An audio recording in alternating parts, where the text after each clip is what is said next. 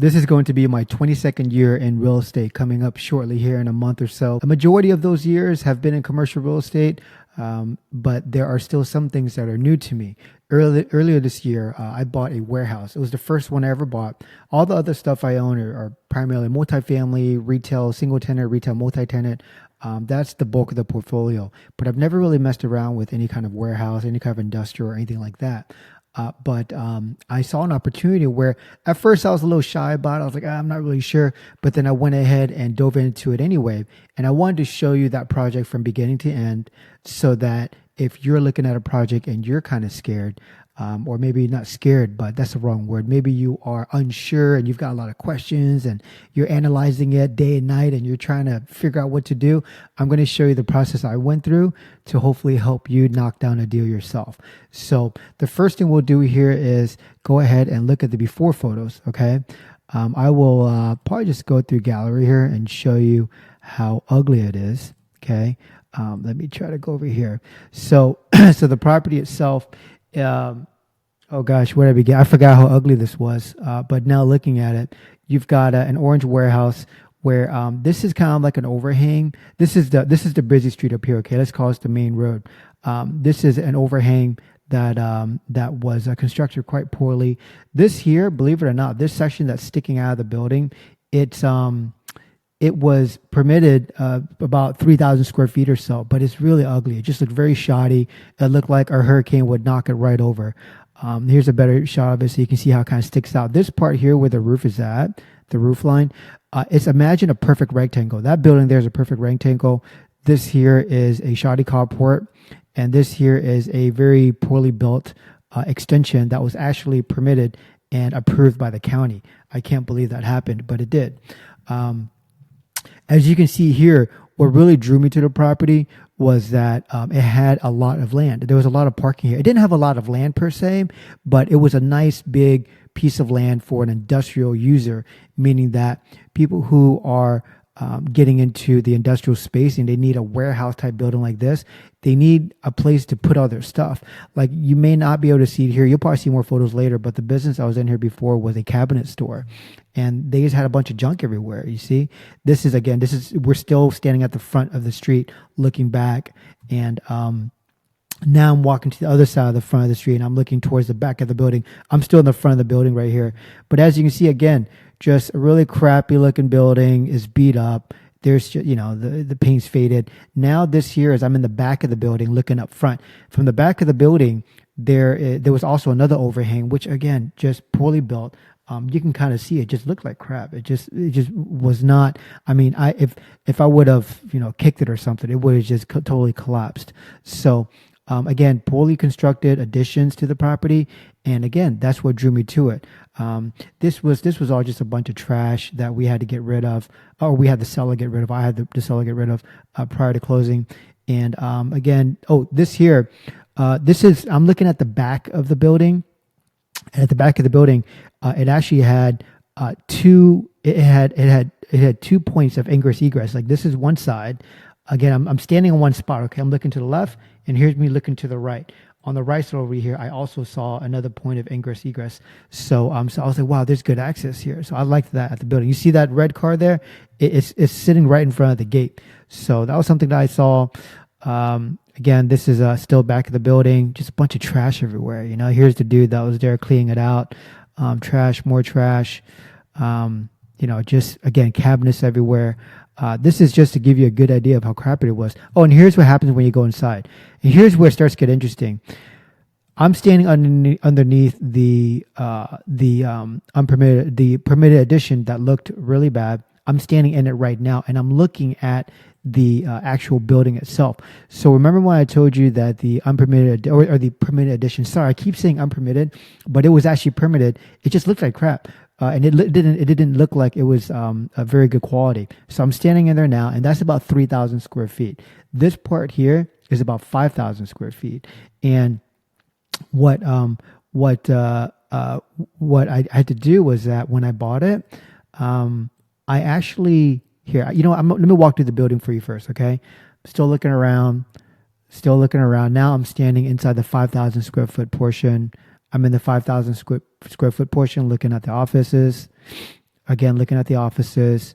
I'm back in the 3,000 square foot portion that is eventually going to get tore down, and I'll get to that in a bit. Still there. Now I'm inside the 5,000 square foot spot again. Same deal. Okay, just trash everywhere. Here were some vertical shots or whatnot. And that's really it. Okay, I remember these photos. These close-ups were like, I sent it to the seller. I said, hey, look, seller, I need you to get rid of these prior to closing. And they did. So what I had to do with this is, let me go to the very beginning. I ripped down this canopy here, the carport looking part, this 3,000 square foot addition here. And then remember when we went to the back of the building, this here is the back of the building. I ripped this part off as well. So by removing all that, it allowed us to have a 5,000 square foot building with no overhangs, nothing like that. And do you remember when I entered the building and I had and then these doors? You see these doors here, 1, 2, 3, 4. There's actually 6 of these bay openings around the building, and we ended up getting 6. We ended up getting 6 new garage doors. So the breakdown of work. So that was the before, right? So let's get into the work. For the work portion, what I'll do is I'll show you the construction Gantt chart. And a Gantt chart, if you don't know what it is, you should definitely learn about it because Gantt charts are quite amazing, and it's going to save you a lot of time, especially when you're managing tasks like this. My budget was just under $100,000. Okay. The plan, the work I needed to do was a new septic system, interior plumbing work, bathroom build out, exterior paint, parking lot, garage doors, the demoing that I talked about, cleaning some wires. There was a bunch of electrical issues there, fixing the electrical work, which this was the panel. I had to clean up the fence because, as you saw from the before photos, it was very janky. It just didn't look very good. The glass retail door entry on the busy side of the road, I wanted to put a man door so that it would have more of a retail presence. And that was kind of the big picture with this building, right? It was a warehouse type property that was sitting on a busy road, about 35,000 cars a day. And the goal of it was to put a kind of like a Tire Kingdom or Midas or one of those tire shops that would take advantage of the bay doors. The septic system, here's the thing here. I'll tell you some of the issues we ran into. The septic system here, there was no septic system at all. Or actually, I take it back. There was one there 10 years ago. The current tenants, remember the guy in the photos and I was talking about, he was cleaning up. He was actually one of the employees, and I asked him, I was like, hey man, is there a bathroom here? And he goes, no, there's not. I said, well, where do you go to the bathroom? He goes, I go across the street to the gas station. And I found that very funny because what place of business do you go to where the employees have to go across the street to go to the restroom? So this here was a big turnoff for a lot of buyers, which we were able to capitalize and buy it and have an opportunity. And the thing is that there was no septic system here. I'm sorry. I'm taking it back. There was a septic system, but it wasn't working. Bathroom had a bunch of issues, and they had no toilet, no bathroom. Interior plumbing work. This was the budget for running plumbing for the toilets and getting the septic system to work and everything else. There's the bathroom build out. Exterior paint, repainting that orange was going to be a really big deal, and it's going to change the building a lot, which we definitely wanted to budget for that. Parking lot striping. There was not really clear dedicated parking spaces for that land. They were just using it for storage. But I said, hey, we're going to go in there and draw lines in order to make sure that there's places for cars to park. Because again, we're just trying to add value to the building, right? Garage doors, we bought 6 of them, and it was brand new doors, brand new racks. We shopped around. They ranged from $16,000, $18,000. I had some quotes around $22,000 a door. I think we picked the middle one because the middle price, the guy actually provided the doors, did the installs, and he handled the permits, which was a big deal. The other companies, they wanted me to go out there and do the permitting, but I was like, hey man, I'm too busy for that. This is your job. It's your job, your project, your doors. You do the permit, not me. So they went ahead and took care of that at the middle price. This was $16,000. hold on, let me think. $16,000. Oh, yeah, it wasn't per door. Sorry, it was 16 for the whole project. So yeah, 16 for the whole project, and that was the one that we went with. They actually might have been the cheapest one, which was very questionable because they were cheapest. They provided all the doors and they did the permit work. That was the thing. But anyway, moving on. The canopy demo, that was a must because we wanted that perfect rectangle to show off the doors, clean the wires, electrical panel work, fence cleanup, man door. Yeah, $100,000 was the budget. Okay. The timeline, all that. I don't think I really have to get into that, but the short of the long is that a lot of the prep work, all of meeting with the septic guy, the plumbing, the team that was doing the septic and plumbing, the team doing the build out, getting parking lot striping quotes, getting garage door quotes, electrical quotes, and then fence work was kind of like a handyman job, right? If I had to say what was actually hard here, that was kind of the part that was tough for me because I've never done like a redevelopment type job. And then the thing is that this was kind of new territory for me. I mean, gosh, long time ago when I first started, my first few years in real estate, I'm talking like 20 years ago, I used to flip houses, but you'd hire like one guy to do like, the floors, the kitchen, whatever, and it was done. But I haven't done stuff like that in a long time. And getting all these subs out there to give me pricing was for me a little challenging. I mean, you're watching a guy who's used to just more or less pushing papers, right? I'm very used to doing investment analysis, dealing with leases only, and adding value that way. But this wasn't a development, a no ground up development. It was barely a construction job. It was really just making sure I had the right subs to do the right amount of work and making sure that who needed permits, who didn't, and timing it all, which is where the Gantt chart comes in. So that's the scope of what needed to get done. Now, before I move further, I'm going to get back to this here because you'll know why in a second. Let's talk about the septic though. I just had some images of septic that I want to share. They had to create a drain field and everything. I lost that back there. Remember, this is the back of the street. I thought I was going to have more parking spots back here or maybe storage. But when they were doing the septic, this was gone, by the way. They did the septic first and they removed all the canopies after. But the septic work that came in, they needed to do drain field. I lost a bunch of parking back there. I actually think I might have even lost one side of access, which again, it was a requirement. I needed the septic. Without the septic, this deal would have gone nowhere. So yeah, they paved it up. It looked better afterwards. And I don't know why I have interior. Oh, you know why I have interior photos? He cleaned it up. When the seller left it, they just didn't clean it up at all. My guy, the septic guy, went in there, did the septic. He's like, hey, your place is messy. Let me clean it up. And he actually cleaned it up. So some more photos for you to look at. You can pause the video if you'd like. That's just a drain field getting done. And let's go back here now. Let's talk about getting it leased up. Okay. I need a deal. You know what? I don't have financial figures ready for this video for you, but I remember it all, and I'll pop up a brand new spreadsheet and we'll pound through it real quick. Okay. But, where am I getting at here? We should probably talk about the lease and how it got done. So if you saw here earlier, there was a column here called status. Everything that was done by me. And then I actually left a few for tenant responsibility. This here, although it's called tenant responsibility, it was actually meant to be done when I found a tenant. It's not so much a tenant responsibility, but it ended up being a tenant responsibility. And I'll get to why in a bit. But just know that the ones marked done next to it, I did it. And the ones that have tenant responsibility, that was something that the tenant said that he would take care of. Okay. You're probably asking why would a tenant be so generous, Tony? What's going on? I'm going to show you the lease. Okay. Now the lease here, I of course marked out a bunch of private information. It's a 60-page lease. I think I might have like 4 pages in there that I can show you. 4 pages here that I want to show you for this video.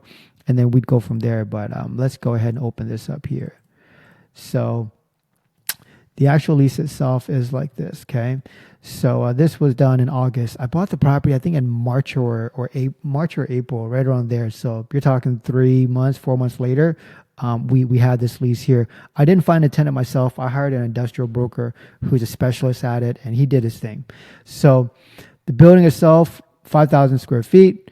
The land was 20,000 square feet, so just shy of half an acre. The tenant took 100% of it, so it was one tenant, and he took the entire thing. His business was he was basically a remodeling company who specialized in kitchens, floorings, bathrooms, etc. And he actually did very well. We actually asked for his tax returns, his bank statements, just to make sure he had money.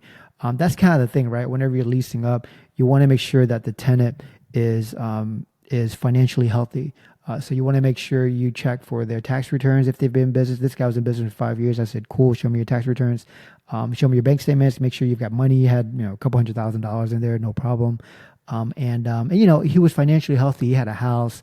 He had some assets. I think he had some stocks and whatnot. So you wanna make sure you look at the lease or look at his financials and think to yourself, hey, if this guy dips out on me and doesn't pay rent, how can I, is he worth going after? If the answer is yes, then cool, rent to him. You never want to be in a situation where you're renting to like a brand new business with no assets, no house, no car. Maybe they've got a car, but no house, no stocks, no savings, nothing for you to go after if they don't pay rent. So this particular guy, he was strong. So then he did a 5-year deal. We gave him the lease right away, 1 month deposit of $8,000, one option, 1 5-year renewal, prepaid rent. He paid for the first month's rent there. Commencement date. So if you remember earlier, he signed end of August, right? End of August. So he has September free, and November is when rent starts.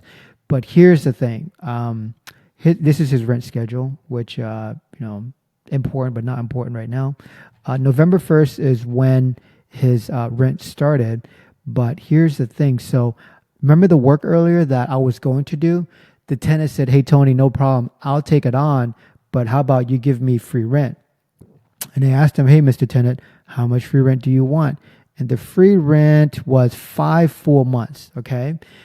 5 full months of free rent upon the tenant work outlined in Exhibit E. And Exhibit E, I have it here, but just to cut to the chase, he was able to get 5 months of free rent after he completes all the work from Exhibit E, which was all the things you saw earlier. It was like the plumbing work, to do the bathrooms, blah blah blah, like all the things that I was supposed to do. I said, hey, why don't you go ahead and do it, and I'll give you 5 months of free rent. So all that work for me might have shaken out. It would have cost me maybe $50,000, right? It would have cost me $50,000 to get done. But him, because he's in the industry, he might have gotten it done for less. Maybe he got it done for $25,000 or $30,000, maybe even less than that. But the thing is, I have to A, approve the work, and B, once I approve the work, then his 5 months start. So even though he signed the lease in August and he got September free, which is kind of like a free month, let's call it an extra month. I was being generous. I didn't care. He got September free. He, actually, wait, no, I take it back. He got September free and October free, which again, no problem. I'm looking at the big picture, right? November 1st, his rent starts because I didn't want his 5 months to start right away. And what if at month 6, he just says, hey, Tony, you know what? I decided to file bankruptcy. Good luck. And then now he would have gotten 5 or 6 months of free rent, and I would have been stuck in a really tough position. So what I did was I said, hey, I'll give you 5 months of free rent, but you have to complete the work first. So his rent starts in November. When he gets the work done, and let's just say hypothetically February, his 5 months will start then. So I was very happy with that deal. He's very happy with it as well. And it became a win-win for everyone. I was just tired of doing the work. I didn't want to be the person handling the subs anymore. And to be, as I say that, to be perfectly frank, it really wasn't that much work, because it was just a lot of like on my emails, on my phone, do this, do that, telling them what to do, them sending me pictures. I didn't go to the property. I probably should have gone to the property more, but I didn't. But the people I was working with, I trusted them because they were subs that I've referred to a lot of clients in the past. So I didn't have to go check on the work. I trusted them, which is a big deal. So anyway, they sent me photos. I sent them money, and it was a win-win, right? All that got done, and at the end of the day, it was it a lot of work. I think it was a lot of work up front. A lot of work up front to make sure that I knew what to get done with who and by when. And then we also had to add contingencies of, if let's say we missed this deadline, then what happens then? Again, I talked about a Gantt chart earlier. Make sure you know how the Gantt chart works, because that's going to help you get these things accomplished. Let me show you what Let me show you what some of the after photos look like, and then I'll get into some quick back of the napkin math with you. Okay, so let's go ahead and look at some after photos. So the building there now. Let me first start off by saying that roof. I was going to paint the roof because it's metal and it's fine, not leaking or anything like that at all. I don't really like the beige or the yellow on it, and this is a cloudy day, so that doesn't do the photo any favors. But the building itself, it's an agreeable gray, right? No one can complain. It's an agreeable gray. It's an industrial type property, and these industrial guys are cool with it. So remember up here we had that really crappy canopy, and we had that extension up here of 3,000 square feet. Yeah, that's gone. So the building looks a lot cleaner, right? It looks a lot cleaner. And it looks just the land and the parking spaces. It looks a lot bigger too, so it's a lot more inviting. I didn't do the parking lot because remember the tenant's going to take care of that part. More photos on the exterior. These were some kids, some of the subs, kids of the subs, just playing out there, which is fine. More photos. The back there. The back here, this is the back of the building, but there was like an extension on the side that was tore down. But this actual overhang was actually good condition still, so it's fine. Now that I'm seeing these after photos, it's kind of coming back to me. Forgive me if I said something wrong earlier. Let me see here. Yeah, I think I now remember it. Sorry. The reason why I wanted to keep the back was because of outdoor storage, right? He might have done something to strengthen that backside so that it could still stay in place and be utilized. Water meter stuff. This was the other side of the building. Here's the inside. Much cleaner, right? The guy did a good job. He swept. That's one of the new garage doors. Swept it up, cleaned it up, and it looks for an industrial warehouse. Now, this is not like a multi-million-dollar house that you're going to live in, right? So a lot of guys, okay, so that was where my issue was, right? I'm used to kind of like the retail, the Starbucks, the whatever, fill in the blank, the Starbucks, the Chipotle's, Panda Express, those businesses that are just very clean, restaurant, bakeries, cafes, yoga shops, they're just clean and they're inviting for customers because that's their whole thing, right? With industrial warehouse, it's more function. It's more like, hey, how wide are my columns? How high is my ceiling? How many garage doors do I have? How big are the doors? How wide are the doors? How tall are they? It's more function based. So it was very different for me. They didn't care what it looked like. They just wanted to know if could they operate their business out there or not. So I'm going to go ahead and jump into the financials, okay? Because that is where the fun is. All right, so let's go ahead and do the quick and dirty analysis of this property, okay? We went ahead and leased it out so we got size of the building, 5,000 square feet, triple net rate, $15 a foot, NOI, 5,000 times 15. I bought this building for $550,000. It was cheap. It was very cheap. And there's a whole story of how I got to that price, which I'm not going to belabor this video anymore. But if you have questions about it, like comment or email me, I'll let you know, or maybe just shoot a comment, and then that way if I see it I'll just do like an updated video or something. But it was very cheap and there was a big reduction after it, and again, that's a whole nother story. Okay, let's go ahead and do that. All right, so price was $550. I know I budgeted $100,000, but I didn't spend that much. Let's just say I put in 50 grand, right? Reno 50,000. I forgot the exact number. You can probably rewind the video and tell me if I'm right or wrong, but I'm gonna guesstimate about $50,000. But even if I'm wrong, this is back of the napkin, okay? And that's kind of the thing. Don't overanalyze too much to where you're gonna like just talk your way out of a deal. You don't ever want to overpromise yourself and talk yourself into a deal, but don't try to find reasons to talk yourself out of a deal. Yes, have a checklist of what to be careful of and what to look for. Have like a box and have rules in place that you don't deviate from. But in terms of the being too pessimistic, I could have looked at this deal and found 100 reasons not to buy of why not to buy it. I can look at any deal and poke at it for hours at a time and say why it sucks, right? But the thing is that you have to be more optimistic. You have to look at a deal and figure out what good can come out of it, okay? I'm not going to get too far off into mindset there. That's saved for another time. But to finish this analysis, Renault's about that. So total, we're going to go ahead and call it $600,000 all in, okay? Just to show you, let me see here. The price was, again, $550,000, right? The down payment was roughly $35,000. I'm sorry, 35%. And so that just means my all in. Well, actually, I've got closing costs, right? So closing costs, let's just say 3%. So all in, I've got that plus the 50,000 right now. I'm in at $259,000. Now, valuation, right? As you see, my cash, I'm in it cash wise. Uh, I'm in it cash wise. Let me see here. Cash wise, I'm in at $259,000. Price wise, I'm in at $600,000. So what is this property worth? Let's just say cap rate in today's market for something like that. Currently, Q4 2024, 7% for a warehouse building like that. Okay, at 7% value, let's go ahead and take that divided by the 7%. We're at 1.1. So at 1.1, let me see here. We were our all in, our total. The total we're all in at was 600,000, right? So we're gonna go ahead. Sorry, let me slow down. The total amount that we're all in on the property for was roughly 600,000. Well, actually, no. Let me go ahead and add in the closing costs. So the closing cost here is $16,000. So all in is that plus the 16. So I'm in it 616,000. Yet there's other things too that I have to consider with you guys. So I've got so leasing commission is about $20,000.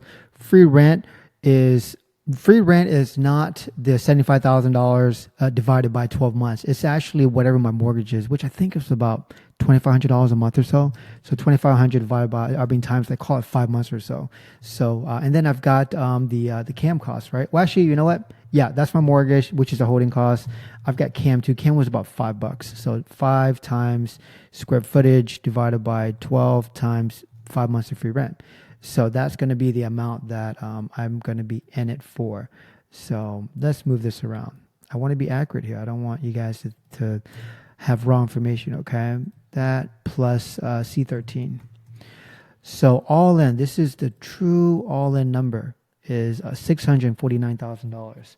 So the margin or the spread, okay, is going to be $412,000, which is about 60%. Okay, you've got about 60% bump and value based on what you bought it for. Now, the thing is that my all-in at $259,000, that is the amount that I put cash out. Okay, so what I actually am going to be doing here is I'm just going to refinance and cash out. I could sell, right? But if I sell it, now I've got all these taxes to pay for it. It's just not something I want to do. If I sold it now, and I'd have short gain capital tax to deal with. If I sell it after the March or April period, then I've got long-term capital gains. But I'm not going to sell. The return's good. I've looked at it before. It's roughly in the mid-teens, 20% or so cash on cash. So what I'm going to do is actually just I'm going to do refinance cash out. So come February, I've already talked to my lender. Come February or January, I'm going to talk to them about doing a refinance cash out. And what I'll end up doing is they'll use this value or roughly to it. They'll do, call it probably 70% LTV. And then they'll look at refinancing me out at this number. So, again, back to napkin, that minus the difference there, that's about 300 something. That's is that 250? Sorry, it's kind of late. It's like a little late right now. It's we're at 200 to 250. Okay, so 250,000 was the loan amount. So you bought $500,000, right? $500,000 to come back to me. I will then use that to replenish this, and I'll have my about $240,000 or so to take that and go buy a new car. No, I'm just kidding. I wouldn't buy a new car. I would actually use that and go find another deal to do again what I did here. So if I can do it with a property type that I'm familiar with and a process that I was somewhat unfamiliar with, you can do the same thing too. I'm a big believer in if someone else has done it, that means that the actual process itself is very achievable.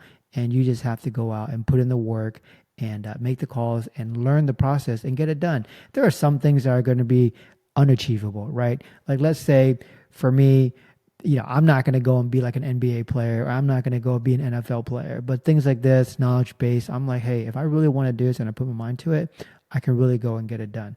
So with that being said, that is the entire process of how I went and got this deal done.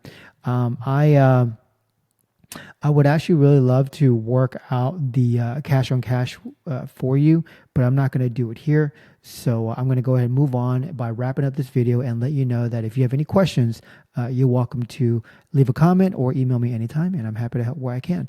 Thank you very much and have a great day. Okay, so I actually couldn't just leave you hanging like that. I actually went ahead and found what I used as a refinance analysis to let me know what it looks like after I refinance. Okay, so here we go. Here is the base rent, 75,000 a year. CAM's 15 grand. We've got, because it's $3 a foot. $3 a foot is the budget. Okay, reserves 4,500. So I went ahead and took out 4,500, and all the expenses are going to be passed through. It's a triple net lease, so my net is going to be 70,000 per year.